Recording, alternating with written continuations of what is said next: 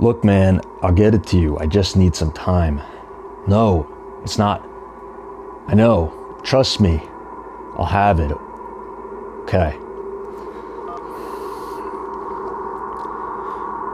Oh, hello. I was just on the phone with my Snap-on dealer. He said he'll actually accept a kidney as a payment, so I should be good for next time. So anyways, Snap-on makes some of the best mechanics tools out there, but you're certainly going to pay for it. So I thought it'd be interesting if we compared it to some of the cheapest tools that we could find. But that's not all. I have some nearly direct copies from a name you might be familiar with, Icon. I have some other stuff from Pittsburgh and also some stuff that was from Amazon. Is Snap-on worth it? Let's find out. Our first comparison is going to be wrenches. The Snap-on wrench is one of the most coveted of tools.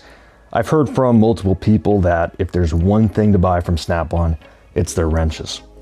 And these are SAE wrenches, and while this isn't exactly a set, these 5 Snap-on wrenches, the cost of them added up is around $250. These are quite small too, so bigger ones are going to cost much more.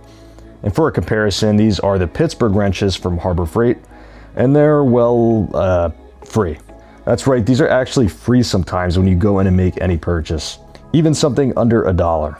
But otherwise, when that's not available, this 9-piece wrench set is about $10. So about $1.11 a wrench, which means on average, the Snap-on wrench is beep boop boop 45 times more expensive. And when they're free, they're undefined times more expensive.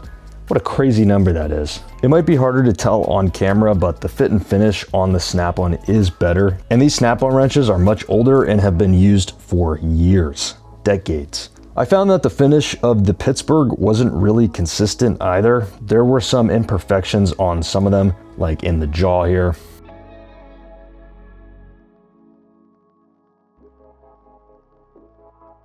The Snap-on wrenches are a little longer, but that might just be these specific wrenches I had available. But the heads of the wrenches are definitely different. The Snap-on has a thinner neck than the Pittsburgh, but there's a lot more material on the head. The head itself is thicker. And the Pittsburgh jaws are also a lot shorter than the Snap-on. The Snap-on wrench is also a little beefier on the sides, a little thicker, so probably less likely to snap it. On a bolt, they didn't really feel all that different. Granted, this is not quite a strenuous test. The slop was about the same, and I really didn't notice anything peculiar. So here and there, the Pittsburghs will probably do you fine. But how will you be able to see what you're working on if you're in the dark? Well, Snap-on has a work light, and so does Icon. Looks very similar. Maybe even the Icon copied the Snap-on a little bit. They're not exactly the same though, as the Icon does have a couple more features, although the Snap-on model is a couple years old at this point, and they may have a new model out now, which we'll get to a little bit later. Overall, the Icon is bigger. They both have a flashlight on the top and an arm that extends out. However, the Snap-on only has one side of light, while the Icon has 2 sides. One with a cooler light and one with a warmer light. The Icon tops out at 1,000 lumens, while the Snap-on is only 650. And the Icon also has the ability to emit UV light. The Snap-on light's listed at like $165 on sale. I also had a flyer that listed at $165, but it's a little over $180 normal. But the Icon goes for $60 when it's not on sale. The Icon flashlight has a little bit more spill, where the Snap-on is a little bit more focused. You can see a little bit more of what's going on with the Icon. And with the floodlights, the Icon is noticeably brighter. You can just see more detail, and that is coming from that higher output. And under the hood, both give enough light to work. But it's cool how you can choose what color temp you want to use with the Icon, and you can use the UV to check for leaks. And something I noticed about a lot of Harbor Freight lights, including this icon, is they all have this yellowish ring on the outside of the light beam. And when you shine it up close to a wall, you can really see that. I don't know why, but I've noticed a lot of Harbor Freight lights seem to have that. They both have magnets on the bottom. And you'll notice that the icon magnet is much larger. And that's because the Snap-on actually has a removable battery, which is actually pretty nice. I always prefer a light that I can actually remove the battery from easily, whether you're popping in a spare on the go or need a replacement. But because of that, the Snap-on magnet is not nearly as strong. To show this, here is a wrench drawer, and I don't know the exact weight, but we'll say that it's half heavy as... I'll put a piece of tape as well to make sure I'm pulling from the exact same spot. The Snap-on really struggles to pull the drawer out. The light keeps pulling off. If I go really slow, it pulls it out a little bit, but it's just not really doing it. Whereas the icon has no trouble at all. It's much stronger. And this hammer drawer is even harder to pull out. The icon can do it, and the Snap-on has no chance.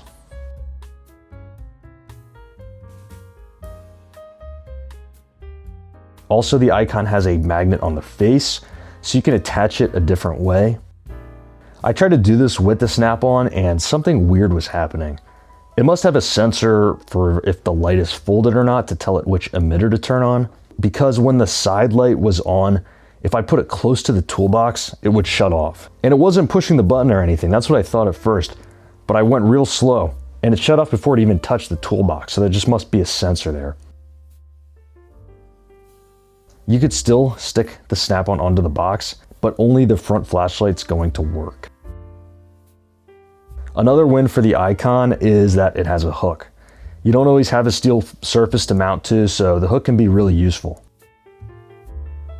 And one thing I will say is the Snap-on button just feels a bit better. The click just feels a little bit better, a little more tactile, a little more clicky. Snap-on does have a newer one available right now that's even more expensive, but the comparison still stands. The light is 3 times more expensive. Next up, we have mini pry bars, but I'd say it's average size.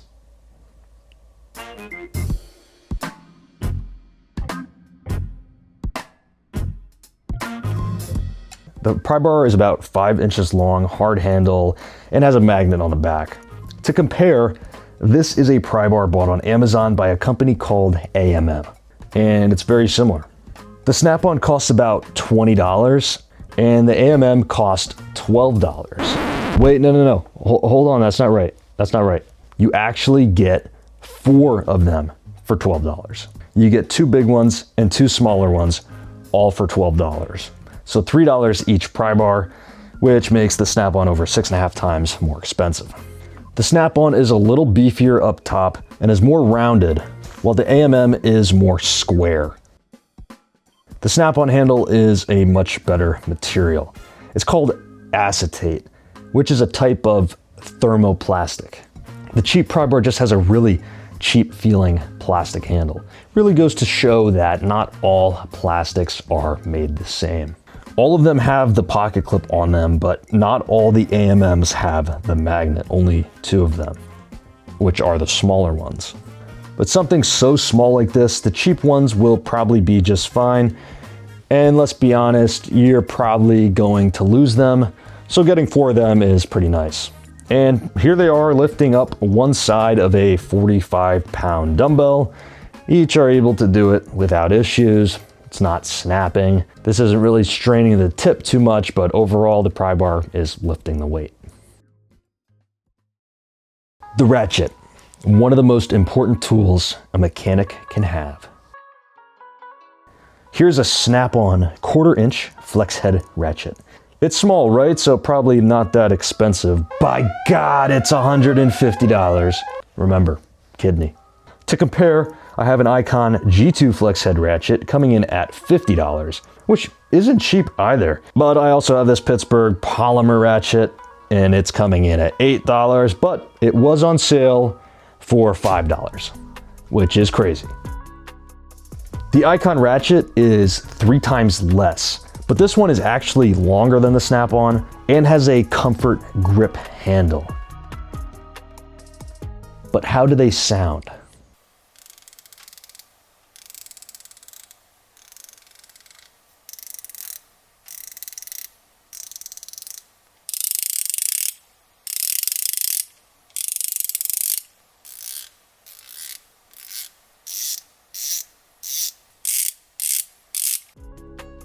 The Snap-on and the Icon are very similar, only some slight differences.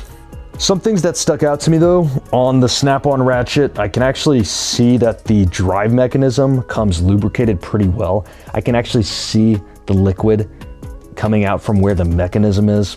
It is visible. It might be hard to tell on camera, but it is definitely noticeable.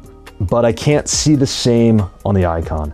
And that's actually something I've seen people talk about. The Icons don't come well lubricated, so some people do take them apart and do it themselves.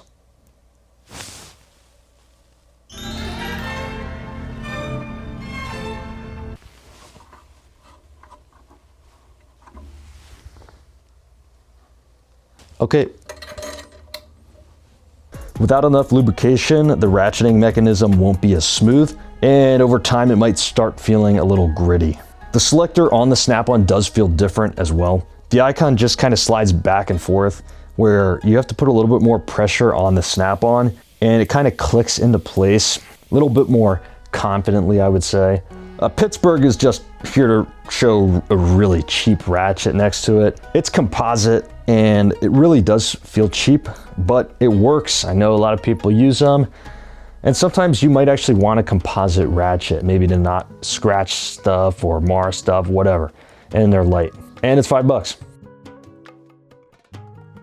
Testing all of them out on a bolt, they really don't feel all that different. Other than the handles, the Snap-on and Icon feel just about the same, but these are fairly new. Again, if you use these for a few years, how will they feel after that? Well, I can't show that right now because I'm not a time traveler.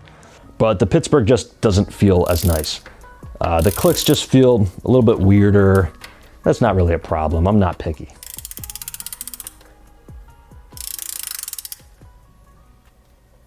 And then we have the pick sets. This is a great example of Icon copying the Snap-on, at least I think. They are very similar. They both come in a hard plastic tray for storing easily. They include an awl, a hook, a 90-degree, and a 45-degree.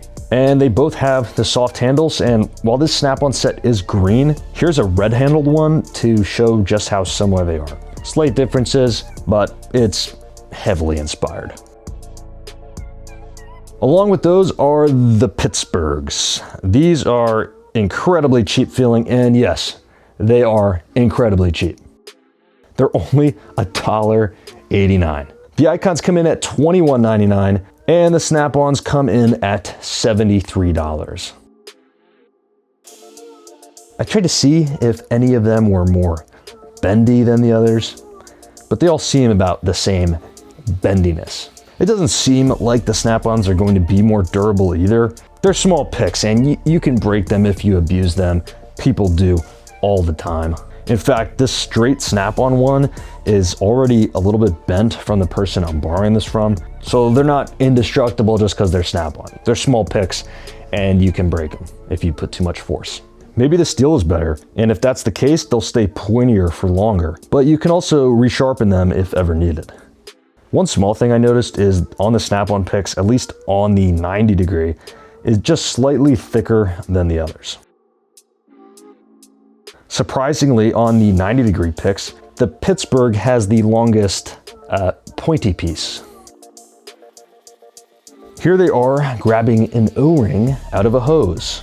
The Snap-on does it, the Icon does it, but can the cheap Pittsburgh do it?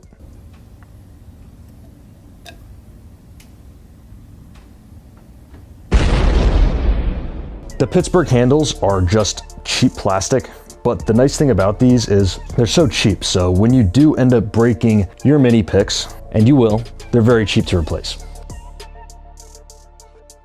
All right, is Snap-on worth it?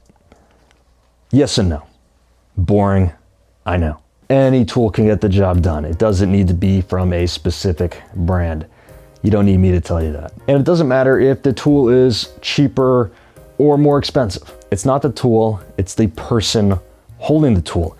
A skilled mechanic can get the job done with cheap tools, expensive tools, doesn't matter. If you don't know how to do anything, buying the best tools won't make any difference. Having said that, if you're someone who works on cars all day, that might be some justification to invest in some higher quality tools. Another thing going for Snap-on is a lot of their stuff is made in the USA, and I know that's important for some people.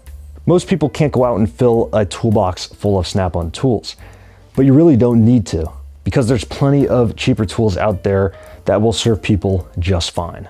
At the end of the day, Snap-on is really geared more towards the professional, where the average person is better off buying tools from hardware stores, Home Depot, Harbor Freight, Amazon even. If there's a couple things you want to buy from Snap-on, no problem. Save up some money, maybe for a nice wrench set, ratchet.